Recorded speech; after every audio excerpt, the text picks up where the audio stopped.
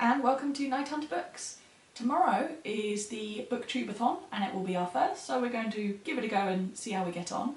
I don't think we've been reading much recently though, so I'm not fully expecting to meet all of the challenges. We do have a bit of an excuse. Yes, we are now married. Woo! You might be able to see all the cards behind us. The Booktubeathon is a week-long readathon run by Ariel Bassett, and it has its own YouTube channel which we will link down below where you can find out more details if you want to join it. I will note that some of these books we haven't actually hauled yet. There will be a haul going up around a similar time to this one which will have all those books in, because what else are you going to do on a honeymoon? And there are 7 challenges which we will go through one by one. It'll be immediately obvious that my books tend to be more recently purchased and slightly less heavy going. And amazingly in this instance also possibly slightly shorter. Yeah, I think something's gone wrong because I'm planning on reading more pages than he is, and that's never what actually happens. So the first challenge is to read a book with a person on the cover. This is Chaos Choreography by Seanan Maguire. It's the next book in the encrypted sequence. Basically Buffy with a family. My book with a person on the cover is Beasts of No Nation by Uzodinma Iweala. It follows a child soldier in an unnamed African country. My book for the second challenge, which is to read a hyped book, is Down Among the Sticks and Bones by Seanan Maguire, which is... the second Seanan Maguire you've got so far. Yes. And it's also the second in a series of novellas about a school for children that have fallen through the back of the wardrobe or gone down a rabbit hole and come home and not quite fit in. My hyped book is The Girl with All the Gifts by M R Carey, which had a film out, I think, last year. This is a thriller following a small girl, and I'm not going to say much more than that because there's differing opinions on what would be spoilery for this book. Also, I have already started it, but yeah. Next one is a book that you're going to read in a day, and mine is The Refrigerator Monologues by Valente. And this is set in an underworld where the various women who have been killed off to motivate superheroes spend their time waiting to get resurrected. That sounds amazing. They are not very happy.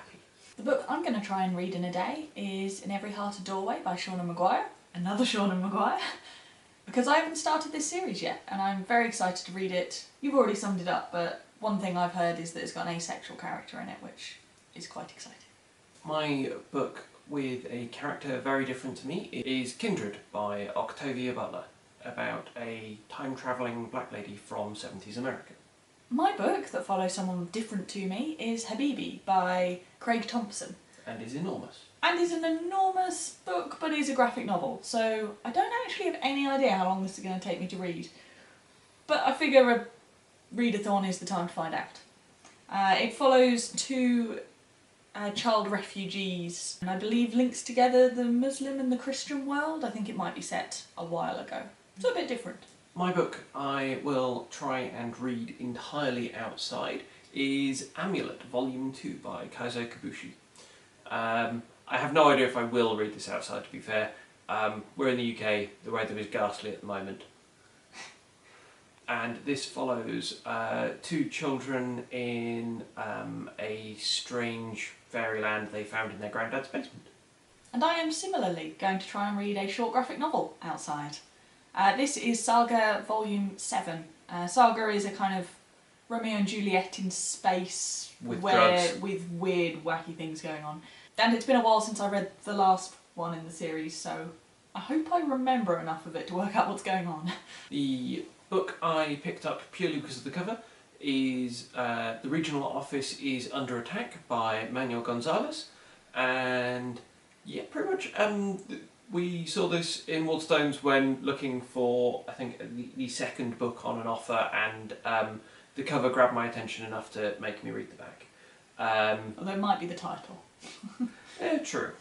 My pretty book is Neverending Story by Ende, which I've wanted to read because I loved the film as a kid. It is, I think, a pretty standard chosen one quest fantasy story, but it is a very pretty cover. The final challenge is to read 7 books in a week, And since the rest of mine are quite short and all quite fun, I went for something a little heavier duty, which is My Real Children by Jo Walton. And the protagonist in this is, you meet her as an old lady in a nursing home, and she has two sets of memories that diverge at a particular point in her past, and she keeps flipping back and forth between the two memories. Yeah, should be fun. Now realistically, I'm not going to manage to read 7 full books, so I don't feel too bad about the fact that I've already read half of this. So this is a non-fiction by The Angry Chef on bad science and the truth about healthy eating. It's basically just debunking all of the clean eating and diets and anywhere where science is being used badly to sell things. Sugar is evil. Sugar is evil, yeah. I have a science background, so I quite like that kind of thing. And for some reason I find the whole healthy eating stuff really interesting. So, yeah, something very different to the other books at least. Thank you for watching, and if you're taking part in the Booktubeathon and you've got a TBR, link it down below and we'll have a look. Or if you don't have a video, just let us know which book you're most excited about reading. We might be doing a video challenge during the week, probably not every one of them. We'll see what they look like when they come up. Thank you for watching, we'll see you again soon.